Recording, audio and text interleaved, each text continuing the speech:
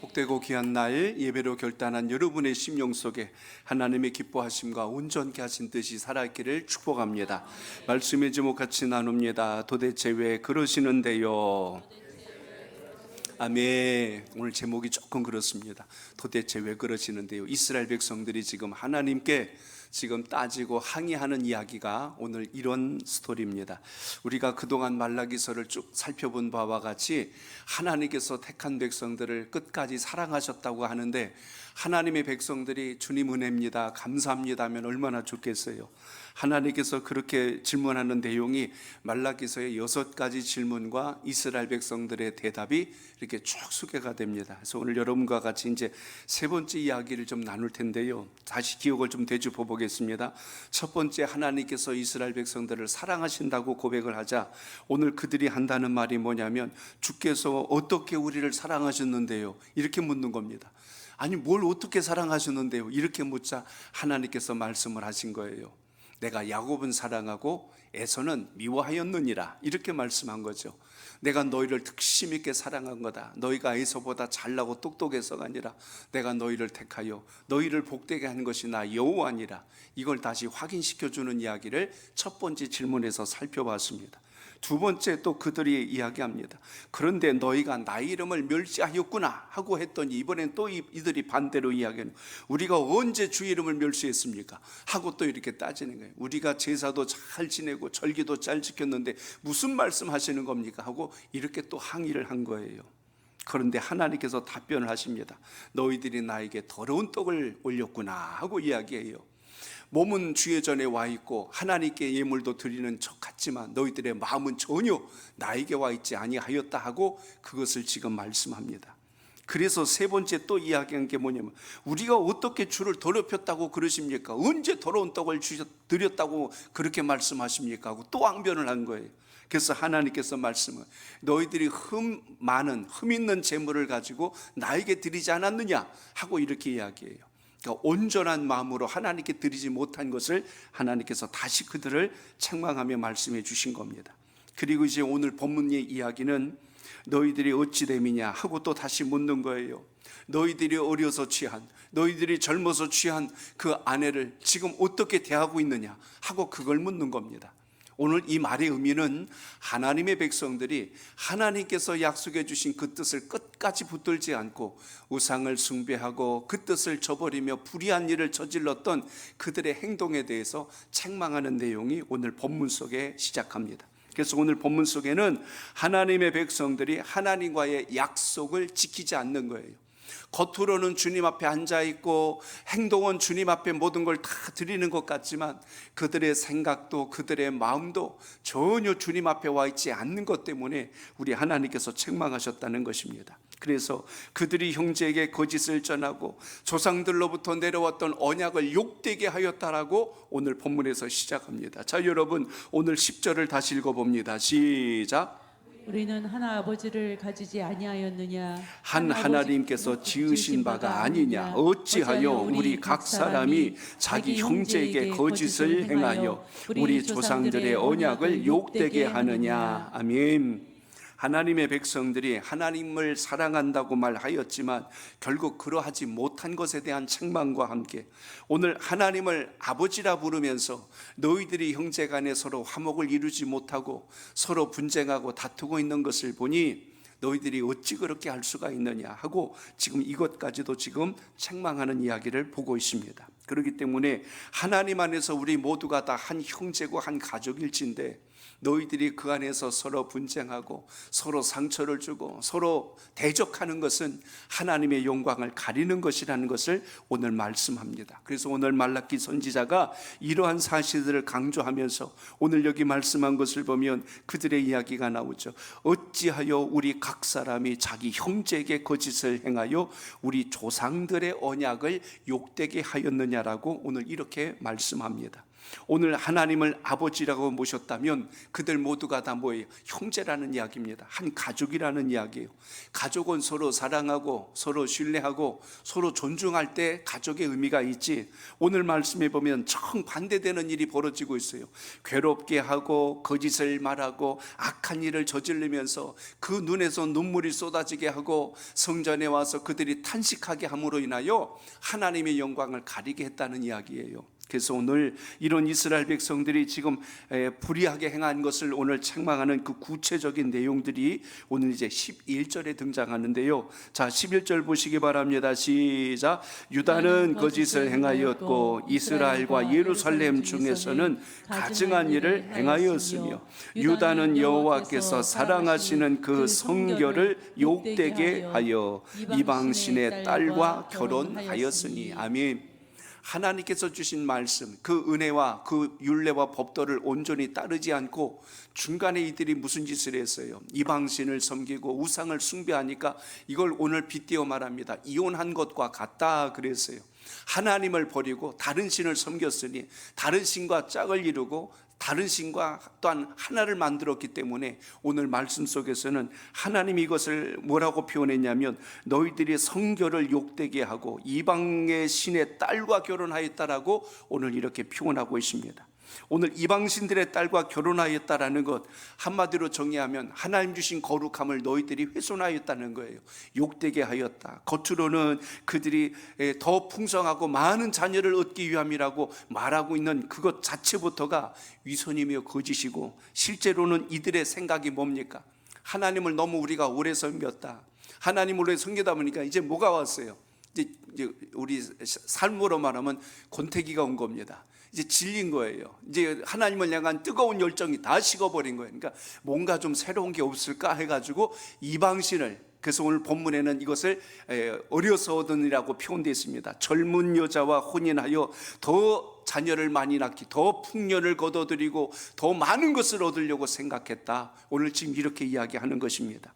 그래서 오늘 이런 것을 통하여서 하나님께서 말씀해 주신 것이 야곱의 장막 가운데서 내가 너희를 이제는 더 이상 복을 내리지 않을 것이며 끊어내칠 것이다 라고 이렇게까지 선언합니다. 그래서 이 말씀이 지금 어디에 나오냐면 12절에 나오는 거예요. 너희들의 행위를 내가 안다. 그래서 내가 이렇게 하리라. 자, 여러분 12절 보세요. 시작. 이 일을 행하는 사람에게 속한 자는 깨는 자나 응답하는 자는 물론이요 만군의 여호와께 제사를 드리는 자도 여호와께서 야곱의 장막 가운데서 끊어버리시리라. 아멘. 오늘 이스라엘 백성들은 지금 두 가지를 욕되게 하였다고 기록합니다. 10절에서 보니까 언약을 욕되게 하였다라고 나오고요, 11절에서는 성결함을 욕되게 하였다. 하나님 주신 귀한 것을 완전히 세상 가운데 우스꽝스럽게 부끄러움거리를 만들었다라고 오늘 이렇게 말씀합니다. 실제로 그들은 우상 숭배하는 일을 전혀 서슴없이 저지른 것을 우리가 봅니다. 그 대표적인 예가 뭐냐면 북이스라엘의 7번째 왕이었던 아방이 있는데요, 그가 왕비를 어디 사람을 얻었어요? 이방 여인을 얻었어요. 이세벨을 아들을 얻었는데 그 이세벨은 여러분 그가 믿고 있던 종교가 있었습니다. 여러분이 잘 아시는 바알 종교예요. 아세라 신을 섬기는 그 종교를 이스라엘 땅에 그대로 끌고 들어왔는데 오늘 그 장본인이 아방 때 일어난 일입니다. 이곳으로 인하여서 북이스라엘이 얼마나 오염되고 하나님의 영광을 가렸으며 그로 인하여 수치가 되었던 것을 상기시키는 것을 보게 되죠. 그래서 여러분 열왕기상서 16장 31절을 한번 같이 보실까요? 시작. 느밧의 아들 여로보암의 죄를 따라 행하는 것을 오히려 가볍게 여기며 시돈 사람의 왕 엣바알의 딸 이세벨을 아내로 삼고 가서 바알을 섬겨 예배하고. 아멘. 이방의 신을 섬기는 것 자체가 하나님을 버리고 또 다른 신을 섬기는 그들의 모습을 보게 되죠. 이걸 하나님이 볼 때는 가증한 일로 보셨고 하나님의 뜻 안에서 이혼한 자로 본 겁니다. 하나님을 오랫동안 섬겼으니 이제 하나님을 옛것으로 치부했고 이방의 신은 마치 새로운 것처럼 그들이 마치 젊은 여자를 다시 아내로 맞아들이는 것처럼 그들이 행동으로 옮겼더라. 바로 그것입니다. 결국 이렇게 이세벨이 했던 일이 뭐예요? 이방신이었던 바알을 섬기게 만드는 장본인이었고, 이것이 이스라엘 땅에 들어와서 얼마나 하나님을 섬겼던 순수한 신앙을 변질시켰는가를 역사가 보여줍니다. 여러분, 하나님이 제일 기뻐하지 않는 것 중에 하나가 바로 이 부분이었거든요. 여러분, 출애굽기 한번 읽어보겠습니다. 34장 15절로 16절 뜻을 생각하며 읽어봅니다. 시작. 너는 삶과 그 땅의 주민과 언약을 세우지 말지니 이는 그들이 모든 신을 음란하게 섬기며 그들의 신들에게 제물을 드리고 너를 정하면 내가 그 제물을 먹을까 함이며 또 내가 그들의 딸들을 내 아들들의 아내로 삼음으로 그들의 딸들이 그들의 신들을 음란하게 섬기며 내 아들에게 그들의 신들을 음란하게 섬기게 할까 함이니라. 아멘. 하나님께서 약속의 땅에 들어갈 때요, 모두 남기지 말고 진멸하라고 했습니다. 왜 그렇게까지 말씀하셨을까요? 하나님 그 땅을 정복하면 그냥 거기 들어가서 사이좋게 같이 살면 될 텐데 왜 그들을 다 죽이라고 했을까? 여호수아를 선봉으로 해서 여리고성을, 그 다음에 아이성을, 그리고 가로질러서 이제 남쪽을 다 점령하고 북쪽을 다 점령하면서 모두 진멸시키랍니다. 그러니까 어떻게 생각하면요, 아니 하나님은 그 땅을 차지하라고 그랬는데 어떻게 그렇게 하나도 남김없이 죽일 수 있을까? 근데 거기에 하나님의 깊은 뜻이 있었다는 겁니다. 하나님의 택한 백성들이 순수하게 하나님을 믿고 신앙하며 믿음의 나라를 세워야 하는데 그 땅에는 이미 이방 종교들이 뿌리를 내리고 있었기 때문에 그들의 풍습, 그들의 문화, 그들의 모든 종교가 이스라엘 백성들에게 그대로 오염되면 하나님을 섬기려 했던 순수한 마음들이 다 무너져 버립니다. 가정도 마찬가지잖아요. 왜 믿는 자와 혼인하라고 합니까? 믿지 않는 자와 혼인하거나 신앙과 생각이 같지 않는 사람과 하면은 이것 때문에 분쟁이 끊이지 않는 겁니다. 하나님의 나라를 위해서 마음을 같이 하고 영광을 올려야 하는데 가정에서부터 생각이 다르고 그리고 서로의 어떤 가치관이 다르다 보니까 부딪힘이 일어날 수밖에 없겠죠. 오늘 말씀도 마찬가지입니다. 이방의 여인들은, 그러니까 내 아들을 이방의 여인에게 내줌으로 인하여 어떤 일이 생겼대요? 그들이 곧 섬기고 있던 바알신이 바로 이 집안마다 다 그대로 들어오게 되니까 이 남자들이 똑똑한 것 같지만 아내가 말하면요, 그냥 또 그걸 그냥 그대로 따라가서 종교고 뭐고 싹 무너져 버리는 걸 보게 됩니다. 그러니까 여러분, 아내를 왜 지혜에다 빗댔는가를 잘 아셔야 됩니다. 아내가 지혜롭고 현숙하면 가문을 살리고 집안을 살리는 역사가 있다는 이야기예요. 그렇기 때문에 오늘 주님 말씀 속에서 이스라엘이 왜 무너졌는가를 우리가 잘 보셔야 됩니다. 이 아합 왕이 이세벨, 바로 시돈 땅에 있는 그 왕의 딸을 아내로 맞아들임으로 인하여서, 물론 정략적 결혼도 포함되어 있을 겁니다. 서로 화친하며 잘 지내보자. 그러나 여러분, 근본적으로 하나님을 경외하지 않는 나라와 손을 잡는다는 건 이건 망할 짓이지 이거는 살 길이 아니었다는 것입니다. 그렇기 때문에 오늘 이것으로 인하여 결국 모든 어떤 결과가 초래됐어요. 이스라엘 백성들 마음속에도 욕심이 있었어요. 바알신을 섬기면 풍년이 든대더라, 바알신을 섬기면 잘 되는 일이 되더라, 이렇게 이야기를 하니까 그들이 결국 하나님을 저버리고 바알신을 섬기는 일에 주저하지 않았어요. 그러니까 오늘 이스라엘 백성들은 지금 형제에게 뭘 행한 겁니까? 거짓을 행하였고 조상들의 언약, 선대로부터 내려왔던 믿음이 다 깨지고 무너진 것을 우리가 볼 수가 있습니다. 그것을 하나님은 단적으로 너희들이 이방신과 결혼하였구나, 이렇게까지 표현하는 것입니다.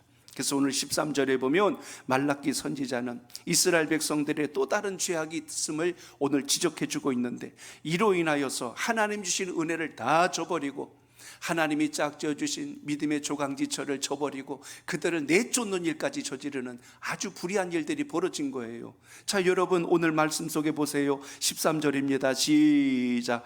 너희가 이런 일을 행하나니 곧 눈물과 울음과 탄식으로 여호와의 제단을 가리게 하는도다. 그러므로 여호와께서 다시는 너희의 봉헌물을 돌아보지도 아니하시며 그것을 너희 손에서 기꺼이 받지도 아니하시거늘. 아멘. 주의 전에서 제단 앞에서 지금 눈물과 울음과 탄식이 있대요. 왜 그럴까요? 자기 아내를 다 내버렸어요. 그리고 이방 여인들을 또 아내로 취하는 겁니다. 자기 아내랑 오래 살다 보니까 이제 나이 들었다고 이제 싫다는 거예요. 난 젊은 여자랑 살고 싶어. 이렇게 하면서 이방 여인을 아내로 취하니까 이렇게 내쫓김 당한 그 본처가 주의 전에 와서 눈물을 흘리고 통곡을 하는 거예요. 이 일을 어찌하면 좋습니까 하고 가슴을 치는 일이 생긴 거예요. 그러니까 하나님이 보실 때 정말 기가 막힌 거죠. 그리고 그들은 여호와 앞에 와서 주여 영광을 받아 주시옵소서 하고 제사를 또 드리는 거예요. 그래서 오늘 말씀합니다. 너희들이 나에게 봉헌물을 가져와도 내가 그걸 받지 않을 것이다. 너희들이 나에게 소원할지라도 내가 듣지 않을 것이다. 왜 그래요? 근본이 잘못됐기 때문에. 아무리 예배 잘 드린 것 같고 기도 많이 하는 것 같아도 근본이 주님 앞에 향하지 않는 것을 주님은 완전히 거절했다는 것을 우리가 오늘 말라기서를 통해서 잘 보시길 바랍니다. 우리 지난주에 나누셨잖아요. 제사장이 제사를 드린다고 제물을 가져왔는데 그 제물들이 그 성전 안에서 이제 희생제를 드리기 전에 모여 앉아놨더니 그들이 거기서 배설물들을 쭉쭉 쌌습니다. 근데 하나님 뭐라면 그 배설물을 내가 너희들 얼굴에다가 발라버리겠다. 이렇게까지 지금 말씀한 걸 우리가 보게 됩니다. 마찬가지로 여러분, 오늘 이스라엘 백성들이 이방 우상 숭배자들의 딸들과 결혼을 하는 거예요. 하나님을 믿지 않는 여인들하고 혼인을 하는 일들이 생겼습니다. 젊어서 취한 조강지처를 다 버리고 이방 여인들을 또 아내로 삼아서 젊은 것이 좋다 그러면서 오히려 하나님께서 주신 근본을 버린 그들을 하나님은 결코 용납하실 수가 없는 거예요. 그래서 오늘 하나님은 약한 자들과 그리고 오늘 강한 자들에 의해서 오늘 여기 이제 악한 자들 그리고 이 강한 자들로 인하여서 일어난 이 일들로 인하여 고난을 겪고 그리고 무시를 당하고 내쫓김을 당한 이 여인들의 그 눈물, 그 탄식을 하나님은 결코 외면치 않았다는 이야기입니다.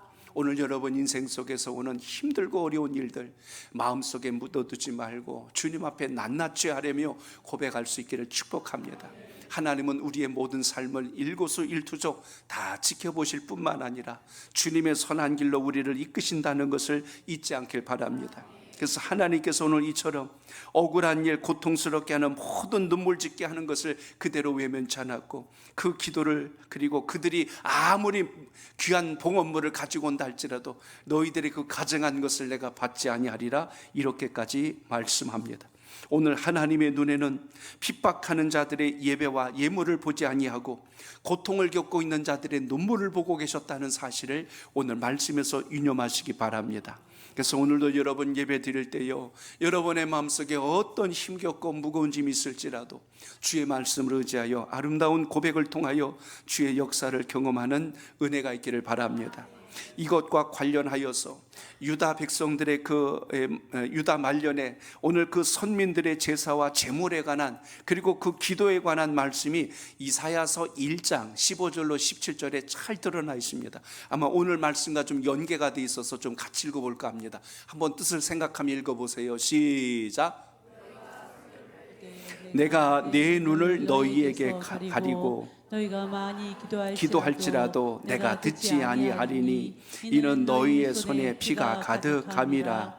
너희는 스스로 씻으며 스스로 깨끗하게 하여 내 목전에서 너희 악한 행실을 버리고 행악을 그치고 선행을 배우며 정의를 구하며 학대받는 자를 도와주며 고아를 위하여 신원하며 과부를 위하여 변호하라 하셨느니라. 아멘.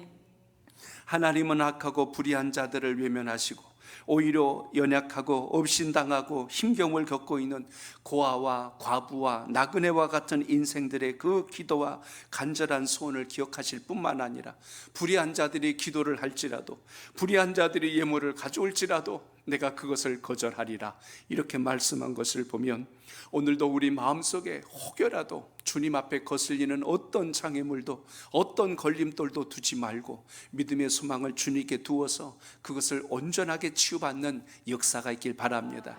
이게 구약만의 이야기는 아니거든요. 복음서를 찾아보면 예수님께서도 똑같은 말씀을 하셨어요. 마태복음 5장 23절로 24절 읽어봅니다. 시작. 그러므로 예물을 제단에 드리려다가 거기서 내 형제에게 원망 들을 만한 일이 있는 것이 생각나거든 예물을 제단 앞에 두고 먼저 가서 형제와 화목하고 그 후에 와서 예물을 드리라. 아멘. 하나님이 뭘 원하시는가 무엇인가를 우리가 이 대목에서 보셔야 합니다. 여러분 마음속에 어떤 근심도, 염려도, 걱정도, 불안도 그걸 그대로 숨겨두는 자가 되지 말고 주님 안에서 믿음과 말씀으로 치유받고 해결받아서 예배가 기쁘고 감격스러운 역사가 있길 바랍니다. 여러분의 가정에서 식사를 할 때도요, 걱정이 있고 근심 있고 염려 있어 보세요. 밥 생각 안 납니다. 배가 고픈데도 밥이 입으로 안 넘어가요. 모래알 씹는 것처럼 음식 맛도 안 나죠. 잠을 잔다고 누워보세요. 잠이 제대로 오나? 안 그렇습니다.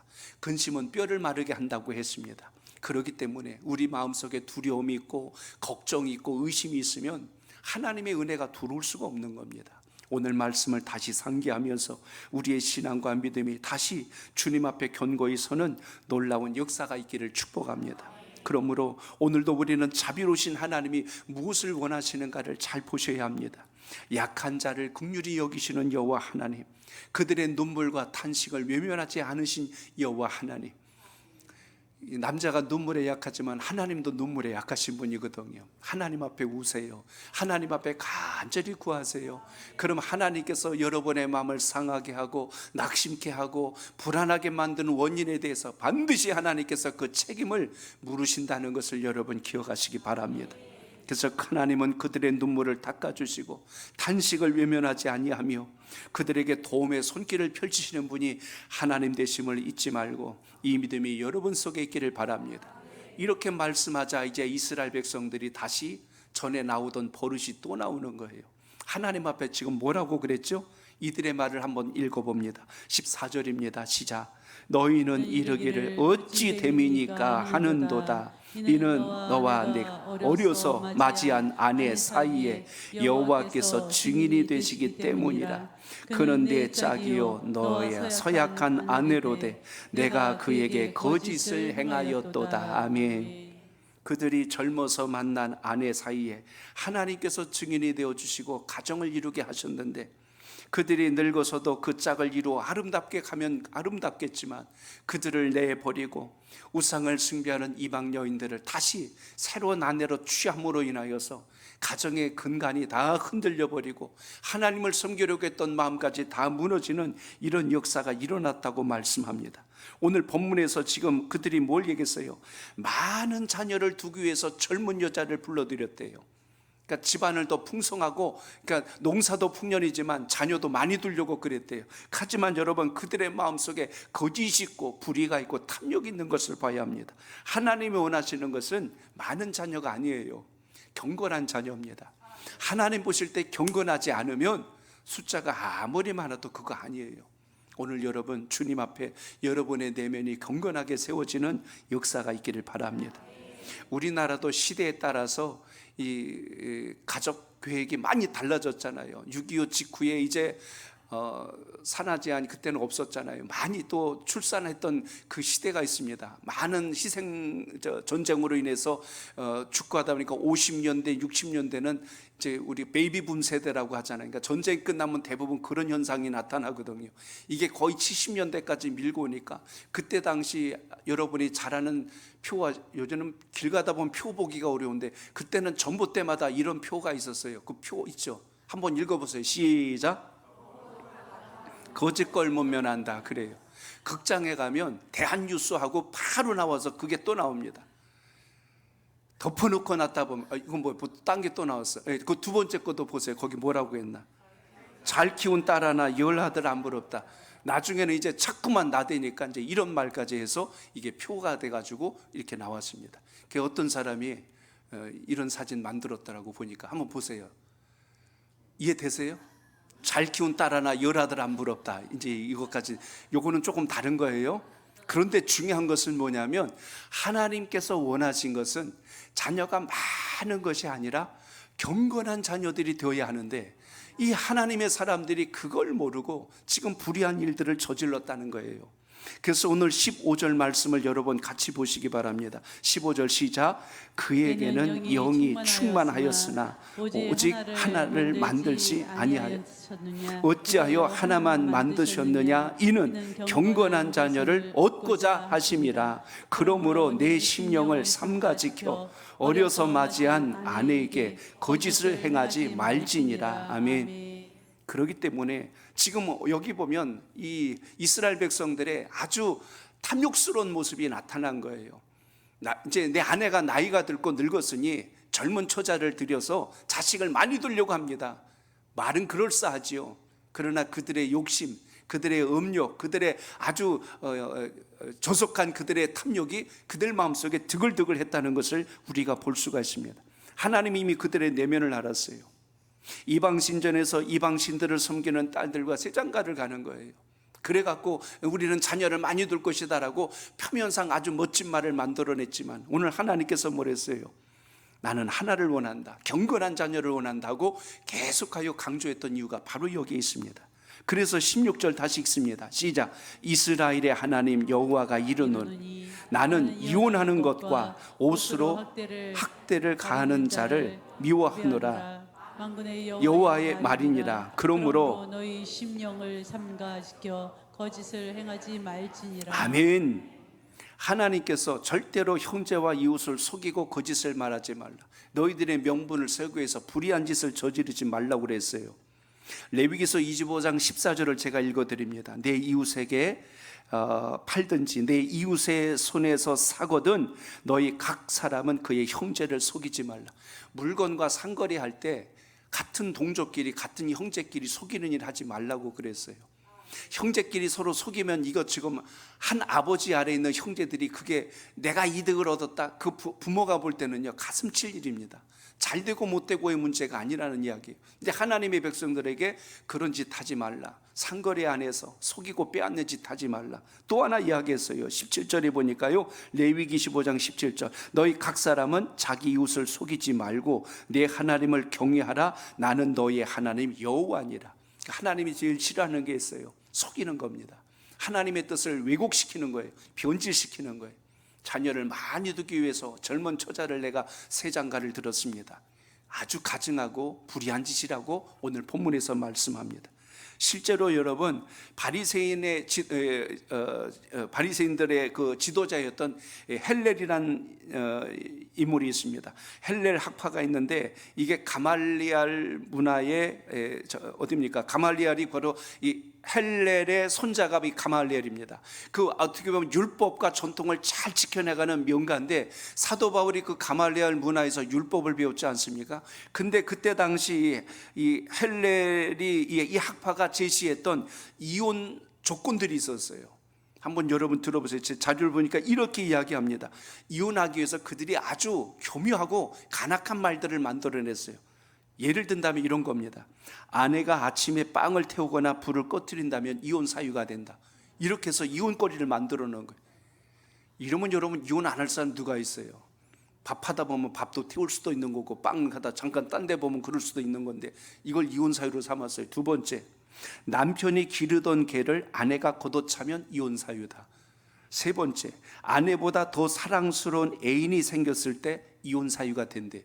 이게 여러분 무슨 의미인지 이해되시겠어요? 이혼을 하려고 작정을 한 거예요.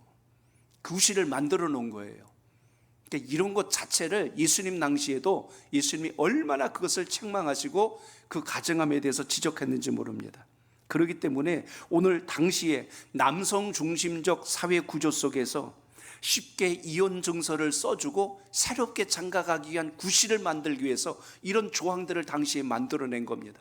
그러니까 주님께서 그런 바리새인들을 얼마나 책망하셨어요. 이 화 있을 진자, 이 악하고 불의한 자들 하고 이렇게 주님이 책망하신 이유가 바로 그것입니다. 오늘 말라기시도 마찬가지. 이렇게 억울한 이유들을 만들어내서 이혼을 당한 여인들이 많은 겁니다. 그들이 어디 갔을까요? 뿔뿔이 흩어진 게 아니라 숨어버린 게 아니라 여호와의 제단 앞에 온 거예요. 그리고 거기서 뭐 했어요? 눈물과 울음과 그리고 탄식으로 그 앞에 엎드림으로 하나님께서 그걸 다 보신 겁니다. 그리고 그렇게 저질렀던 그들에 대해서 하나님이 결코 기뻐하지도 아니하셨고 그들의 제사며 그들의 절기며 그들이 하나님 앞에 한다고는 모든 행위를 다 거절해 버리신 거예요. 그래 놓고 오늘 이들이 거절당하니까 한다는 말이 도대체 왜 그러십니까 하고 또 따져요. 이스라엘 백성들이 잘하는 거라고는 따지는 것밖에 없어요. 언제 우리 사랑했어요? 도대체 왜 그러시는 거예요? 하고 자꾸 그래요. 그래서 말라기서는 끝까지 그들의 죄에 대해서 지적합니다. 너희들이 이렇지 않았느냐? 너희들이 이런 죄를 짓지 않았느냐? 너희들이 이러하기 때문에 내가 너희를 버리지 않았느냐? 하나님께서 계속하여 그들이 입을 열 때마다 그들의 입을 부끄럽게 했고 그들의 생각이 얼마나 주님과 멀었는가를 지적하는 것을 보게 됩니다. 결국 여러분, 오늘 주님 말씀을 통해서 기억하셔야 돼요. 하나님께서 우리에게 주신 약속의 말씀을 믿음 안에서 잘 붙들고 그 중심을 잃지 않는 여러분의 신앙 되시길 축복합니다. 배우자의 단점이 이혼 사유가 되어서는 안 된다 하는 것을 오늘 우리가 이 말씀 속에서 살펴야 합니다. 사람들은 다 자기 배우자가 최고이기를 바랍니다. 완전하기를 바랍니다. 그러나 이 세상 그 누구도 완벽하고 완전한 사람은 없어요.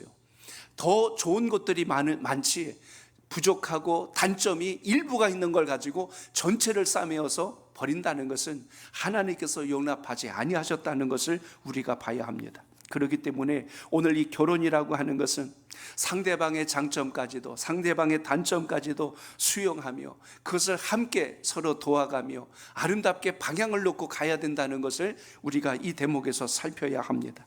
하나님께서 아담을 지으시고 독초하는 것이 좋아 보이지 아니하셔서 하와를 지어주셨어요. 그때 성경의 기록을 보면 돕는 배필로 하와를 하나님께서 지어주셨다고 기록하고 있습니다. 돕는다는 것은 상대방이 할 수 없는 것을 할 수 있도록 짝을 지어주신 겁니다. 이렇게 하나님께서 가정을 이루어주셨다면 불완전한 가정 속에서 하나로 온전하게 이루어질 수 있도록 도우셨다는 것을 생각하며 그 믿음을 가지고 주의 영광을 이룰 수 있는 우리 모두의 신앙이 되시길 바랍니다. 그러므로 오늘 교회 공동체도 마찬가지입니다. 교회는 주님이 아내이자 오늘 다시 한 번 더 주님의 지극한 사랑의 대상자로 교회 공동체가 함께 했다는 걸 잊으면 안 됩니다. 종교개혁자 칼빈은요, 교회를 어머니라고 묘사했어요. 우리 주님을 신랑이라고 묘사했습니다. 우리 교회 공동체가 이렇게 하나로 잘 어우러져서 주의 영광을 이루도록 우리를 불러주셨다면 오늘 우리 다시 한 번 더 주님 말씀을 잘 생각하며 믿음의 자리에서 충성을 다하고 화목을 이뤄가는 역사가 있기를 바랍니다. 그러므로 우리가 하나님의 약속을 욕되게 하면 안 돼요. 주님의 영광을 가리는 일이 뭐냐면 교회 공동체가 서로 싸우는 거예요. 교회 공동체가 서로 미워하는 거예요. 이건 주님의 영광을 땅에 떨어뜨린 겁니다. 신앙 안에서 여기는 이기는 자도 없고 지는 자도 없고 오로지 주의 영광이 땅에 떨어지는 거예요. 아이고 믿는 자들도 똑같구만, 이걸로 끝나버리는 겁니다. 그래서 오늘 말씀 속에서 다시 강조했던 것, 하나님께서 주신 성결함을 욕되게 만들면 안 된다. 하나님께서 주신 율법을 우리 스스로 버리는 자가 되서는 안 된다. 오늘 그걸 거듭 강조해 주고 있습니다. 사람과 사람 사이에서 제일 중요한 게 뭘까요? 신뢰하는 관계입니다. 사람과 사람이 서로 신뢰하는 관계가 되려면 서로 주는 것이 있으면 받는 것이 있고 이렇게 함께 마음을 공유할 때 건강한 공동체를 이루어갈 수 있음을 우리가 보셔야 합니다. 하나님께 예배드림도 마찬가지예요. 내 거 다 하나님께 기도했으니까 됐어가 아니라 하나님은 나에게 뭘 원하시는 걸까? 예배를 왜 우리가 드린다고 할까요? 예배를 본다고 하지 않고 드린다고 하는 이유는 하나님께 우리의 마음과 정성을 올려드림으로 주님께서 우리에게 자비와 은총을 내려주신다는 사실, 이걸 우리가 잊으면 안 됩니다. 신앙은 일방통행 아니에요. 기도도 예배도 봉사도 섬김도 교제도 모든 것이 주님과 영적인 나눔이 연결되는 이 역사가 있기를 바랍니다. 그렇기 때문에 일방통행을 하면 이건 반쪽 예배인 거예요. 신앙도 그렇고 가정도 그렇고 모든 만남이 그래요. 상호 교류될 때 아름다운 만남이 지속될 수 있는 것처럼 이런 은혜가 필요하다는 것입니다. 교회가 왜 힘들어하고 교회 오는 것을 왜 불편하게 할까? 가만히 놓고 보면 두말할 것도 없어요. 예배가 살아있지 않는 거예요. 그 심령 속에. 예배가 살아있는 사람은요, 주일이 기다려지고 예배가 기다려지고 기도하는 시간이 그렇게 귀할 수가 없는 겁니다. 오늘 여러분, 주님과의 감격하는 여러분의 영혼의 온도가 식지 않기를 바랍니다. 그래야 사는 겁니다. 하나님이 원하시는 예배는 온전한 예배라고 그랬어요. 온전한 예배일 때 우리가 드리는 예배, 기도, 예물, 봉사, 헌신, 섬김, 모든 것이 축복의 열매가 된다는 걸 잊지 않길 바랍니다. 오늘 본문을 통해서 우리 깨달으셔야 돼요. 행위만 살아있는 예배와 그 모든 봉헌물은 하나님이 안 받으셨어요. 우리는 나는 드렸거든요. 왜 그러시는 거예요? 하나님은 그걸 받지 않으셨대요. 그게 뭡니까? 하나님께서 기억하지 않는 거예요. 오늘 여러분, 우리가 주님께 올려드리는 모든 정성이 크든 작든 간에 전심을 다한 예배자로 신앙할 수 있는 은혜가 있기를 바랍니다. 오늘 지금 이스라엘 백성들이 왜 책망을 받아요? 언약을 욕되게 했어요. 성결을 욕되게 했어요. 궁극적으로 하나님께서 택하여 주신 이 공동체가 이제 깨지고 서로 화목하지 못하도록 자기의 조강지처를 버리고 이방신을 섬기는 여인들을 아내로 취하고, 거룩하고 우리는 자녀를 많이 두겠다고 가증한 소리를 쏟아내고, 결국 이런 모든 것이 하나님을 불신하는 행위요, 주님 뜻에서 이미 벗어났다는 사실을 우리가 보면서 왜 이스라엘 백성들이 끝까지 실패했는가를 우리가 보셔야 합니다. 그러므로 오늘도 여러분의 가정을 하나님 말씀으로 건강하게 지켜내기 위해서 늘 기도와 말씀으로 잘 무장하는 하나님의 사람 되시길 바랍니다. 그리고 우리 교회 공동체도 마찬가지예요.